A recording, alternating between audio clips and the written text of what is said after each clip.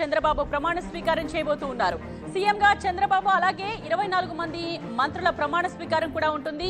కాసేపట్లోనే Gannavaram airport కి ప్రధాని మోదీ చేరుకుంటారు. సో ప్రధానికి స్వాగతం పలకబోతున్నారు చంద్రబాబు. వారిద్దరూ కలిసి సభా ప్రాంగణానికి చేరుకుంటారు. సో కేసరపల్లికి మరి కాసేపట్లోనే మోదీ బాబు రాబోతున్నారు. ఇప్పటికే బెజవాడకు కేంద్ర మంత్రులు, సీఎంలు, వీవీఐపీలు చేరుకుని ఇప్పుడు సభా ప్రాంగణానికి కూడా నోవోటెల్ హోటల్ నుండి అందరూ వెళ్లిపోయినట్టుగా మనకు తెలుస్తోంది. సో కూటమి పార్టీల కార్యకర్తలతో సభా ప్రాంగణం మొత్తం నిండుగా కనిపిస్తోంది.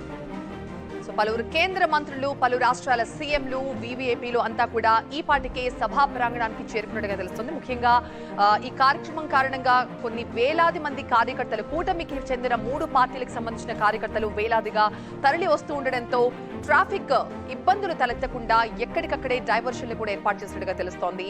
చంద్రబాబు 4వసారి ఆంధ్రప్రదేశ్ ముఖ్యమంత్రిగా ప్రమాణ స్వీకారం చేసేందుకు సమయం ఆసన్నమవుతోంది. ఇప్పటికే వీవీఐపీలంతా కూడా సభా ప్రాంగణానికి చేరుకున్నారు. అండ్ ఈసారి చంద్రబాబు కేబినెట్ కూర్పు గురించి అందరూ చాలా ప్రత్యేకంగా మాట్లాడుకుంటున్నారు, చాలా ఆశ్చర్యపోతున్నారు కూడా. ఎందుకంటే ఏకంగా 17 మంది కొత్త వాళ్ళకి కేబినెట్ లో చోటు కల్పించారు.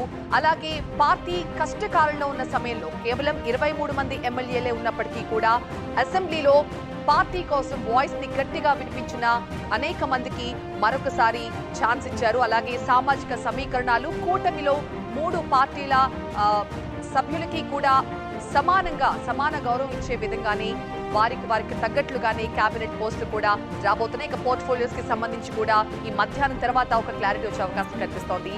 8వసారి ఎమ్మెల్యే, 4వసారి ముఖ్యమంత్రి, 4 దశాబ్దాలకు పైగా రాజకీయ జీవితం. ఇది క్లుప్తంగా నారా చంద్రబాబు నాయుడు ట్రాక్ రికార్డ్.